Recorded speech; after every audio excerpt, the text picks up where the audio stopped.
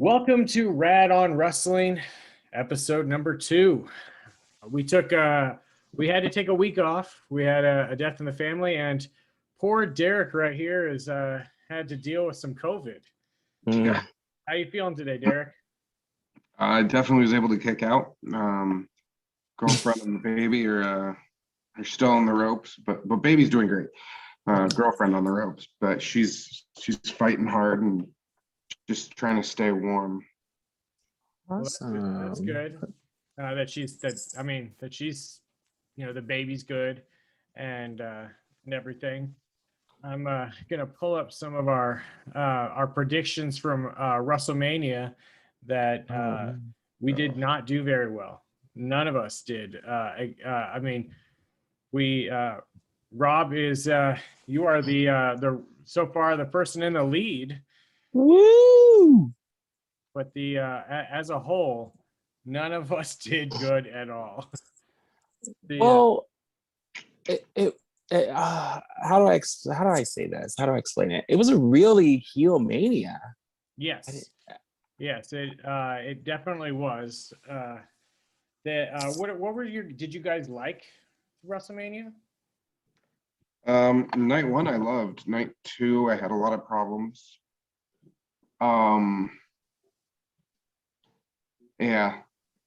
It's mostly just I have problems with how they're booking Bray Wyatt. Yeah, it was definitely interesting. I mean, he's disappeared again since Mania. The problem with Bray Wyatt is that everyone's like, he's like the Undertaker. He's like the Undertaker, and he is because he has like crazy powers. Mm-hmm. It's more like Kane. Because Kane's a multiple-time champion, but they don't talk about that. When's the last time they brought up Bray Wyatt was the world champion or the universal champion? Bray Wyatt is Kane. I have to agree with Derek. Night one, I was like, whoa! I was like, this is amazing. And then night two, I don't know what it was. I felt like something was a little lacking. Well, first of all, Randy Orton winning I feel like that's the start of the show right off the bat. Once Randy Orton won, I was like, oh, okay. And then also the end of the show, the main event was like mega swerve on both of those, just saying, because I wasn't expecting Randy or Roman to be picking up wins that night. I was like, oh, that's how we started the show, ended the show. So it kind of like it was like, oh, kind of a downer. Whereas night one, we left with Bianca winning, and it was a cool ending with that hair whip, and that was just cool. But, yeah, they definitely night one definitely was like, all right, we're gonna get the fans pumped, and then night two was like, okay, you guys had night one, now we're gonna do our shit that you don't that you know. In case you guys want to watch AEW, here's a show just to push you in that direction. But I mean, luckily I did still have I had Roman winning, but I definitely did not. I couldn't get myself the extra point even of having him pin Daniel Bryan since he also pinned Edge. So technically I would give you the point. No, to me it was. Yeah, he pinned him, but Edge was also the one that was pinning Daniel Bryan. It'd be one thing if he had pinned, but he didn't. So I couldn't give myself that point. But as it totals, Rob got 19 points out of 30. I came in second place with 17. Dan came in third place with 14, and Derek just crushing it with 11. So, yeah, woo, Derek. So once the move is done for you, Rob, and I sanitize it, I will be bringing you the WWE fanny pack. Thank you. Fanny pack? Wait a minute. Yeah, it's a fanny pack. It's not a title. Okay. I'll take what I can get. But yeah, so that I definitely, I think that they had some cool things, and then like the entrance of the Fiend was cool, and that's pretty much where everything just went south. Yeah.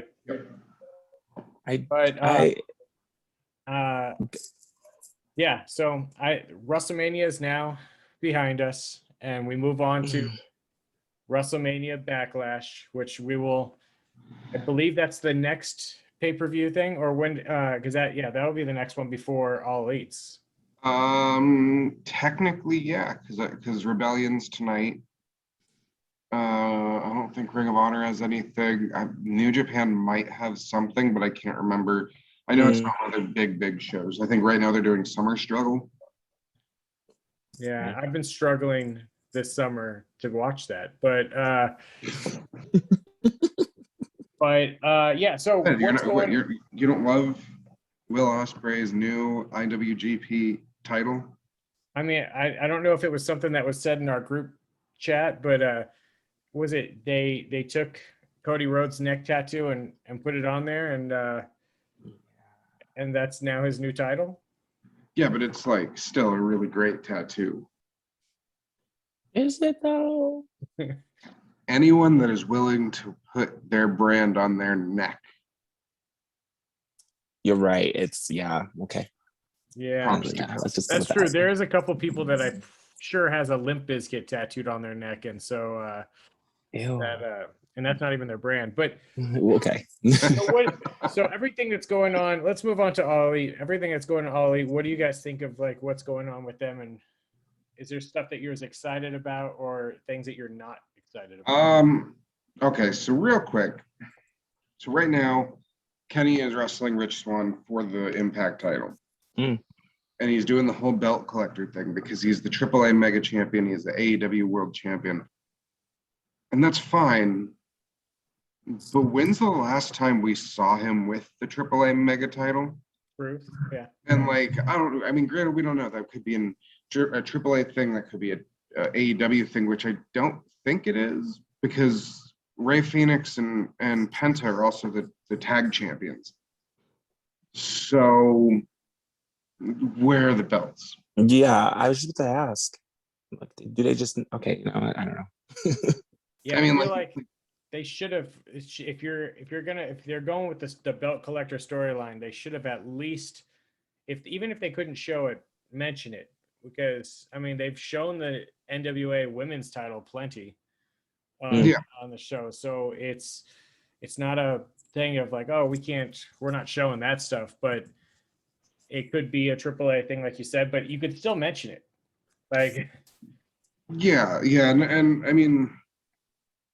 That's frankly the biggest problem I have. Like, other than everyone was talking about how like, oh, Big Show's going to AEW so we can go from face to heel every week. We already have two guys that do that I love, but Matt, Nick, get your stuff together. Yeah. I like it when they're heel. I love it when they're face. But I just want you to pick a side. Well, I felt like they always talk about long-term story like builds, and it just seemed like, which they have a good track record of doing some things where they're like foreshadow and come back to it. But the Nick and Matt thing was literally like, oh, we're conflicted for about a week. And then all of a sudden now they're just fully embracing this thing. Like, and there wasn't really anything to drive that turn. Like, it would have been one thing if like Kenny came at him and was like week after week saying like, kind of giving them this ultimatum, and eventually it driving them to, or even if they would have lost the tag belts and he could have said, hey, this is why, look, this, you guys lost this because you guys lost your edge. And then they just went full on heel. But now all of a sudden they're just dicks for no reason.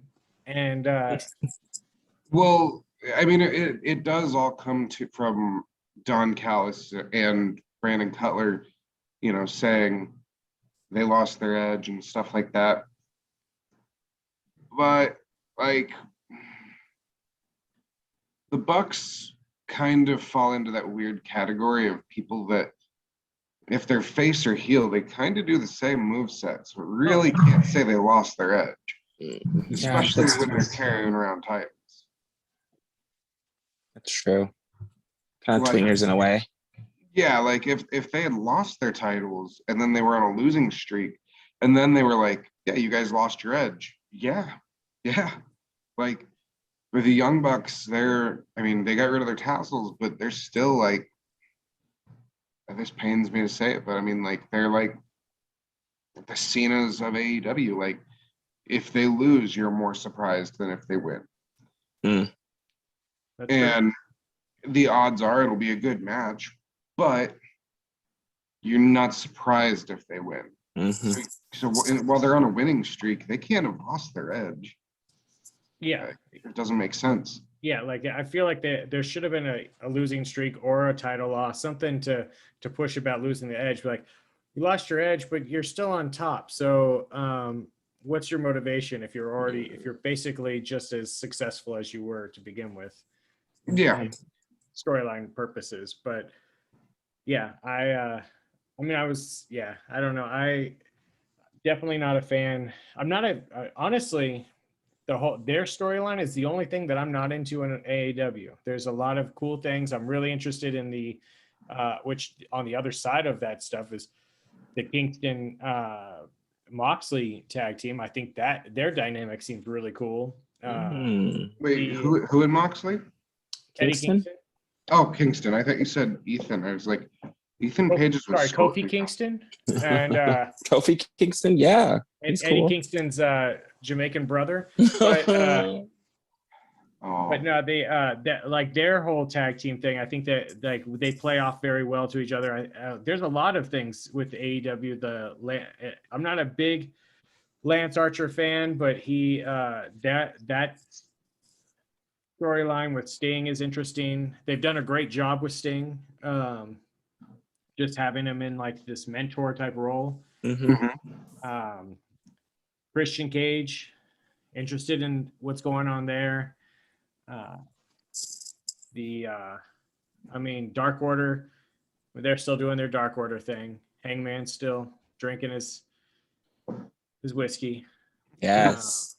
Or what was he called? What did he call them? Page Wisers. oh yeah. So there's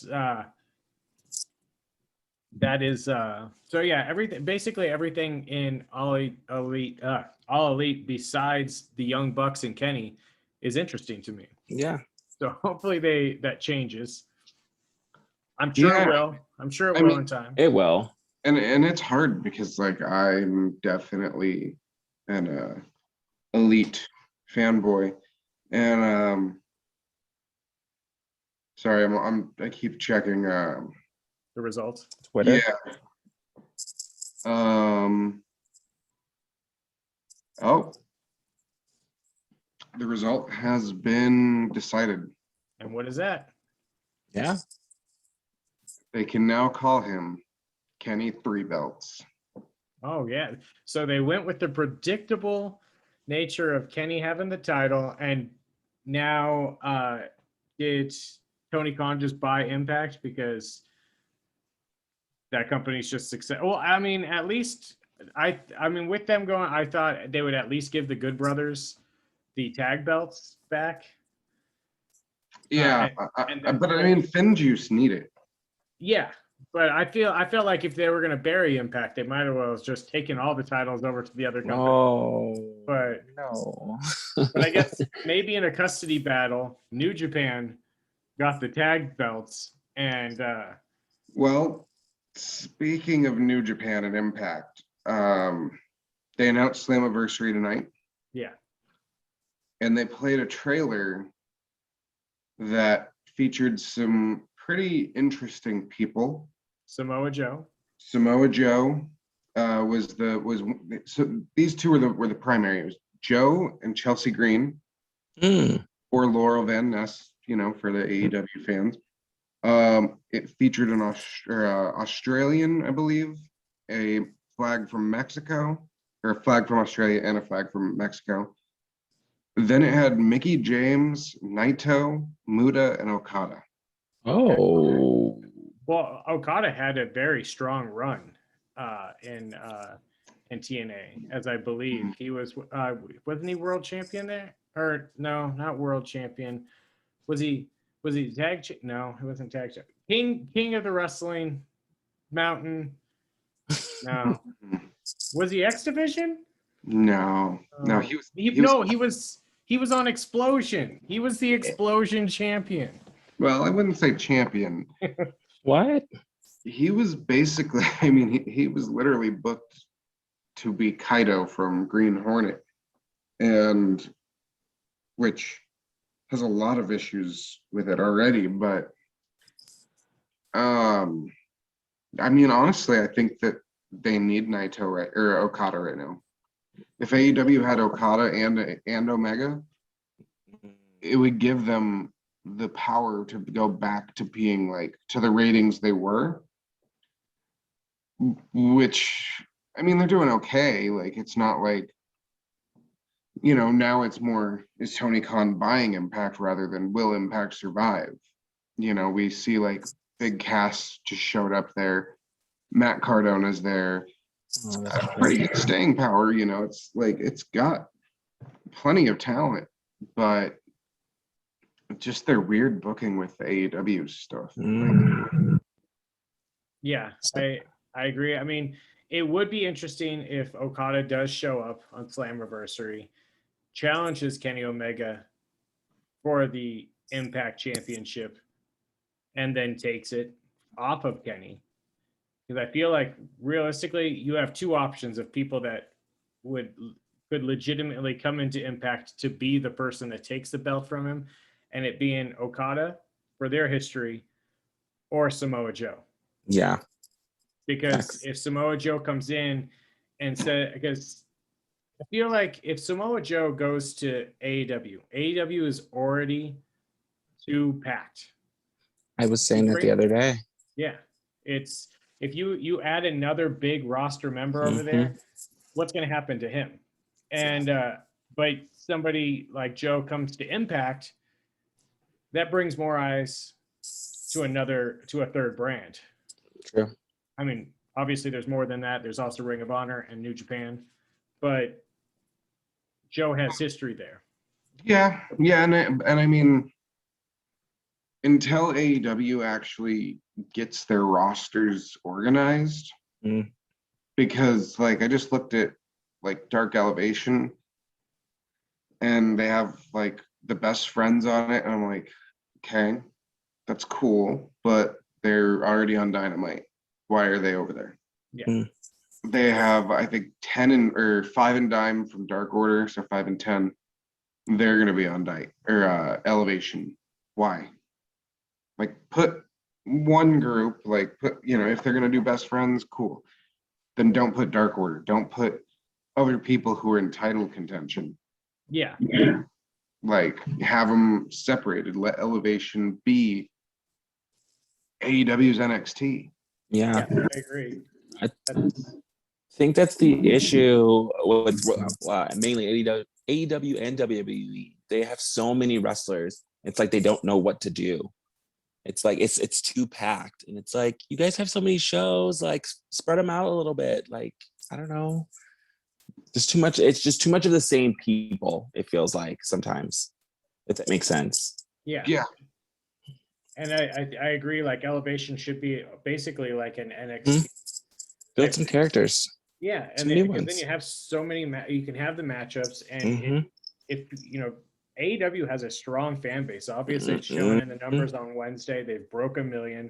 That's 2 weeks in a row that they've broke 1 million, and that's great for a company that's only been around for a couple of years. And so you have a bunch of people watching, and if you promote your other things, then people are going to start watching these other shows, and then it'll give a reason for people to care when some of these other smaller guys end up on Dark. But when you like right now, you're like, oh, I don't even know who this person is, but I do know that he went against another person I had no idea on this. Like they should just keep the people on there rather than this tag team lost to Best Friends, and now Best Friends is going to go over here and lose to somebody else.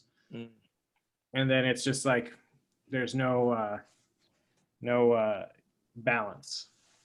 But real quick, I did see this tweet earlier that that AEW tweeted out that the best tag match of all time is the Young Bucks versus Kenny and Hangman. What do you guys think about that? It's funny because I thought I kind of agree, but A really close contender for me for that was the Young Bucks versus what are they? FTR? No, what are they called now? Yeah, we are. Oh, okay. Well, I really enjoyed that. I was like, dang, I kind of feel like FTR and the Young Bucks kind of stole the show. I don't even remember which pay-per-view that was, but that was a That was a Dynamite. was yeah. it? hmm Are you sure? It wasn't a pay-per-view? It was a special Dynamite, but I don't remember which one. I could see it. Yeah, okay. Yeah. Because that's one thing AEW basically brought back Clash of the Champions. Yeah. Yeah. Let me see. Yeah, because I was like, that was a really but It was good storytelling. I really enjoyed that match. Yeah. I thought the match was great. It definitely could have been, it probably is the best AEW tag match that if I can remember, but I would definitely give the best tag match to FTR versus Young Bucks if they didn't go finisher happy, where they were just using every old person. Because the match up until that point was really great, but I don't know if I would give the title of best tag match ever, because there's some, when you start going back and thinking of, I'm like thinking about even going back to the Rockers versus the Heart Foundation. That Mm. those matches were really great because I'm a big fan of contrasts. I don't want to see two high flyers doing a bunch of flipping around. That's what kind of made Edge Christian versus the Hardy Boys great, because the Hardy Boys were more daredevils. Edge and Christian would definitely take bumps, and they would Yes. do their own kind of stuff, but they weren't really full on high flyers. And then you had Dudley Boys that were the complete opposite, Mhm. just like, rough and just a whole different dynamic, which is like why they all gelled together. But there's even some Ring of Honor matches. There's some, I mean, it's just, best tag match. That's a hard choice. I definitely personally would have to think about what was my favorite, but And it's true because I mean, even thinking ECW, Mm. ECW had the Eliminators, Saturn and John Cronus. They had Public Enemy, which they were only good in ECW. yeah. We don't talk about their WWE run, mostly because they don't remember it. Too many concussions from Oh my God. that wrestling god. The Dudleys, Sabu and RVD. Even Yeah. WCW had a lot of great tag teams. Fire and Ice. Oh, I don't know why that was the first team I thought of. Man, wait. So they are saying Young Bucks versus Page and Omega was the best of all time. Of all time. Yeah. Oh, I thought it was like best of the year. That's what I was saying. Like, yeah, like you were saying, like WCW, like even back when they had 3 count, when they were technically a 2 count. I don't know when Evan Courageous left 3 count and joined Jamie Noble. And Young Dragons. yeah, when they all kind of, there was a bunch of 3 groups, and then they spanned into 2 groups, which those, I went back and watched some of their old tag matches, and those were some crazy, those were very innovative. I really wish we could have had a 2 count versus the Hardy Boys and just done a North Carolina thing, which would have been awesome, which never happened, unfortunately. Really? Because basically, because they never reteamed Shane Helms with Shannon Moore in WWE, as I believe. No, I don't think so. Nope. Which is crazy that they did not, at least when, I mean, because there was a moment in time when I'm surprised they just didn't make Shannon Moore a sidekick at some point, like when Molly Holly was Yeah. like why didn't they? No, Shannon Moore's, they made Shannon Moore a Matt Hardy sidekick. Oh yeah. Oh yeah. Attitude. Oh, but like a little punk rock. Even Shannon Moore as a villain would have been kind of cool. He already was wearing, I mean, he was based, I don't know. Now I'm getting off track, but the no, I agree. I see where you were going with that, though. I Mhm. completely agree. Continue, but yeah, continue. Sorry. so let's see. We talked about a lot of AEW stuff for the what is there anything? Oh, go ahead. Real quick, since AEW does use the Meltzer scale quite often, the match for Kenny and Hangman versus the Young Bucks to beat on the WWE side.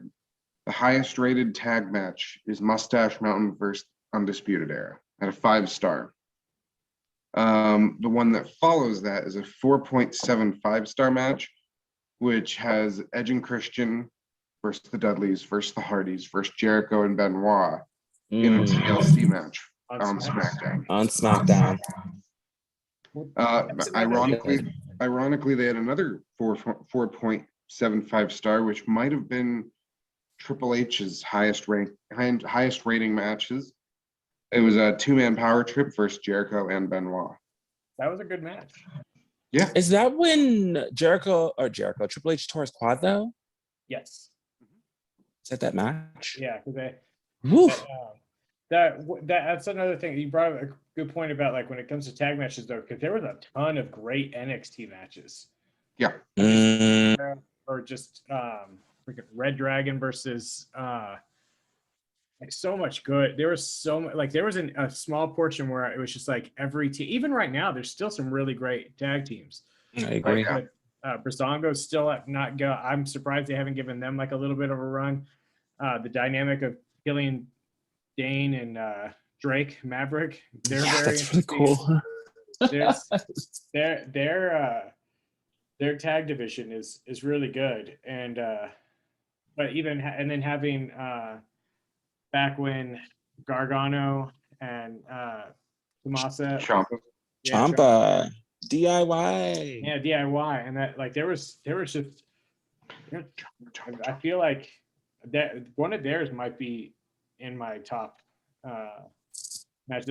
I think by next week I'm gonna try. That should be our homework assignment. By next I'm week, down. let's figure out which one is our favorite tag match of all time. Which one? Yeah, which one? Oh, okay. Ooh, that's gonna be That's hard. Well, that's why I'm giving everybody a week. I feel like this should be a segment going forward for a little bit because obviously we're running out of things.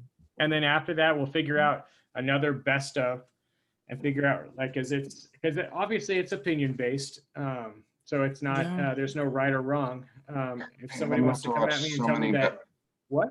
I'm gonna have to watch so much of the tag league from New Japan. See, there's I'm gonna sure, bounce around.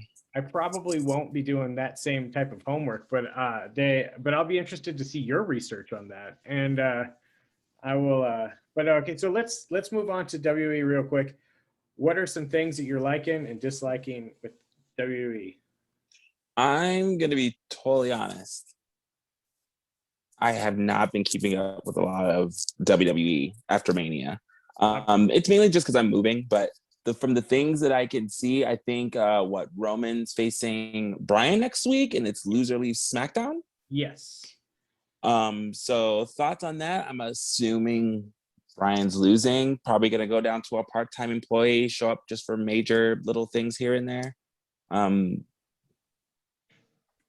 It sucks because I want Bryan to win, or maybe he's just gonna go to Raw. Do a run there. That's kind of I'm thinking that he might do a Raw run, just because of it seems like it's very possible. Yeah. I agree. You're not really missing out much. WWE after Mania has been very hit and miss. Oh, that's upsetting. I've been hearing. I'm very interested in the Alexa Bliss adding a new Lily character now because I'm kind of curious to see the evolution of that. If eventually, even if possibly down the road, if they split them, like is this going to be a permanent thing to Alexa Bliss going forward? Because now they're bringing this doll has been a part of her life since she was a child now. It's good that they unmasked T-Bar and Mace. Hopefully they can unmask the names and go back to their regular names. Yeah. Shout out to Left Side 91 for making Dio Madden's attire once when he was Mace. Oh, yeah? Oh, that's cool. Yeah, Cool. No, my boy Mike. Shout out. there's really not much this week to write home about when it comes to WWE or NXT has been pretty good. The Kyle O'Reilly is very interesting that they're teasing him versus Karrion Cross, which would be Yeah. awesome. I mean, I'm curious to see what Karrion's run's gonna look like. I'm seeing what they're gonna do with him and how he's gonna match with other people. I'm excited. My problem with Kyle O'Reilly is I feel like Triple H saw saw Orange Cassidy and goes, I love that gimmick. Hey, Kyle, come here real quick. I want to try Stop something. it. Oh no. Orange Cassidy could not air guitar like Kyle. Cool Kyle could. Cool Kyle. Orange Cassidy can definitely air guitar. No, because it would be slow motion. I'm not interested in seeing a sloth. It could Oh be my acoustic. god. Yeah, it's true. It could be that, but I definitely I'm curious. I like Cool Kyle. I liked his interaction with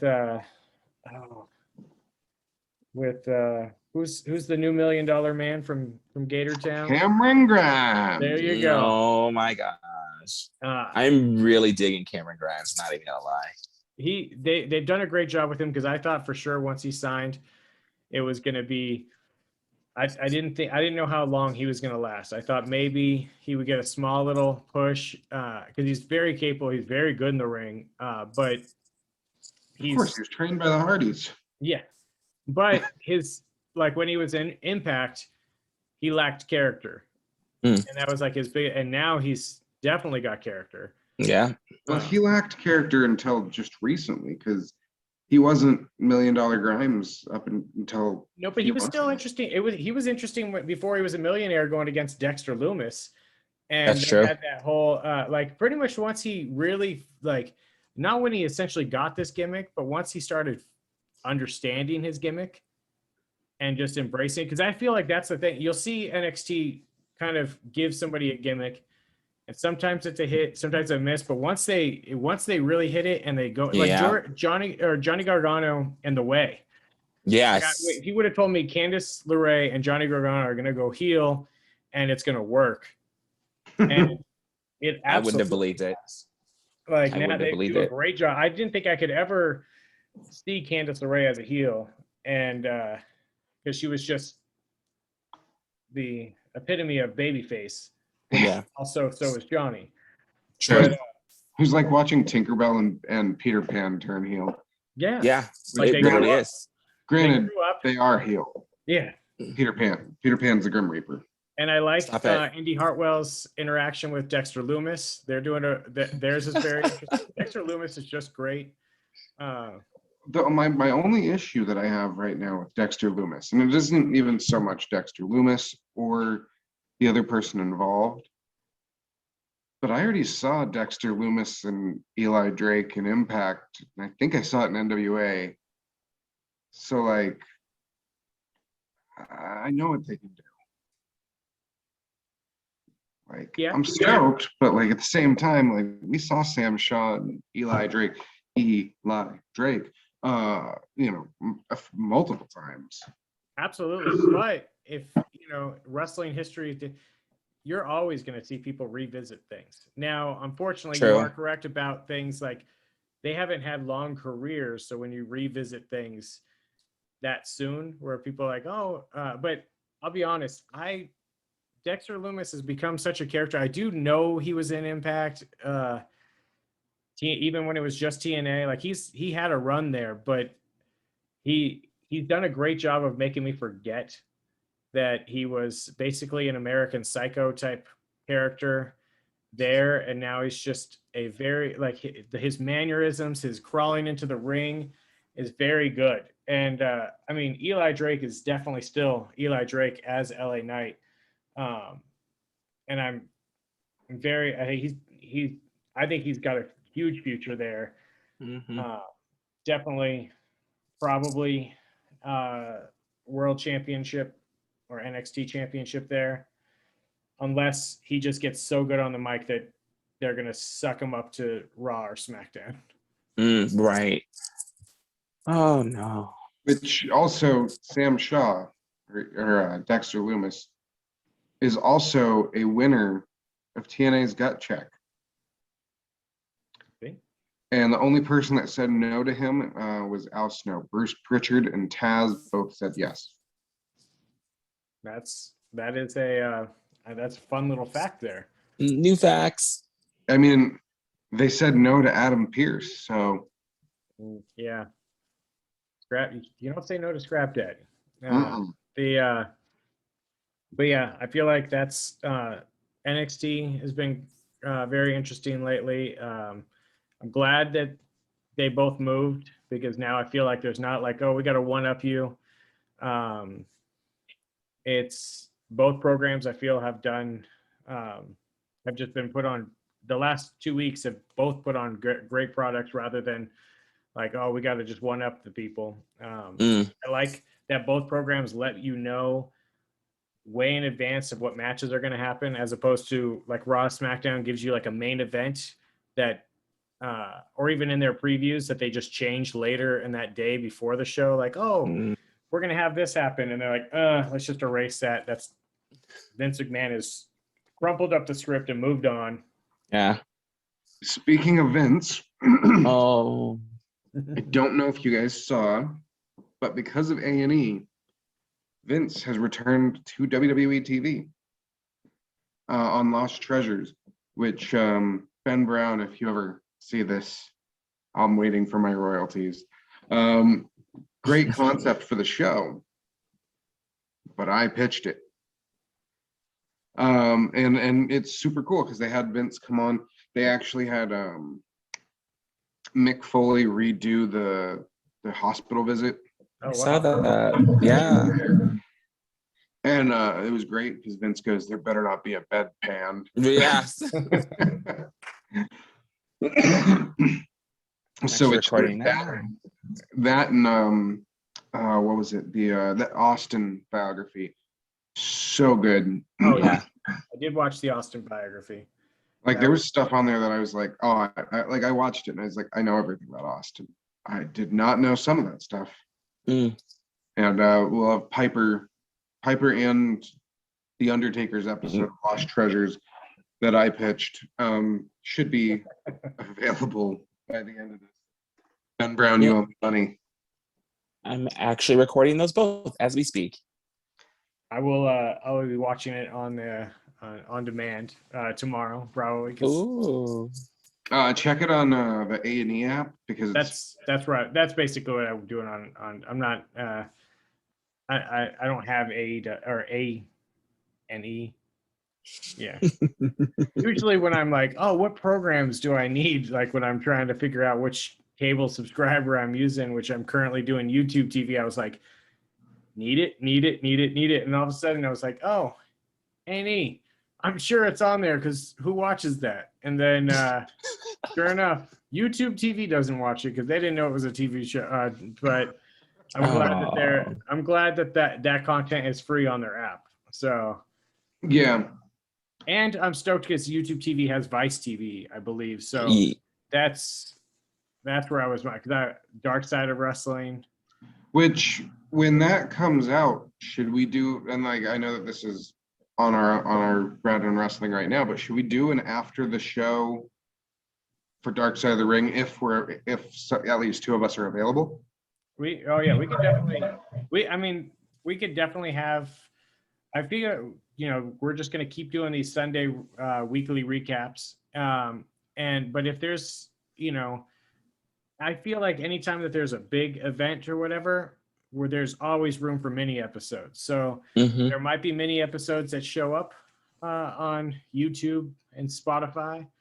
But we will. I definitely think that that's a possibility. And obviously the predictions ones will be separate from the weekly reviews.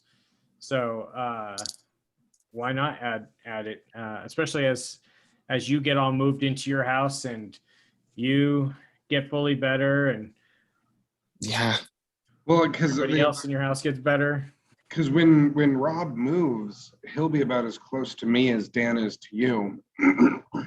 So that way we could do even retro reviews if we wanted, Oh yeah. Well, I mean, it doesn't matter where we live because we're doing this on Zoom. But you know what I Yeah. mean? It's good. It's good, virtual, just in case our internet broadband needs to travel farther. It's good. It's And with all of us being vaccinated, our 5G should be right up there. Heck exactly. yeah, May 20th. I have one Moderna arm, and I've been doing some research to see if I can get a Pfizer arm, and I'm thinking once they bring that baby back, hook me up with the Johnson & Johnson straight to the chest, and I'll be ready. I'll be 5G, I'll be 10G, I'll be whatever G that I need to be ready for. Wow. But- Pulp Fiction it right in the chest, huh? Exactly. But, all right, well, this will end episode 2. We'll be back for sure next week, and unless we surprise these audiences with some mini episodes, and don't forget, next episode we will reveal our favorite tag match. Mhm. That's our homework assignment, and I'm hoping that one of ours includes Mongo McMichael. well, his career is just. I don't. Okay, he's going through some rough stuff, so I'm not going to even start making some Mongo. Oh boy. But don't forget to, Derek brought this up last time. Don't forget to like and subscribe. And click the Yeah. bell for any notifications anytime we upload. Yes. Help us out because you love And, us. And our Cash App is down below. No, just kidding. it might be here. It might be here. It might be like right next to Rob's face. I'll try to put it maybe covering this panda. But yeah, so until next week, I bid you adieu.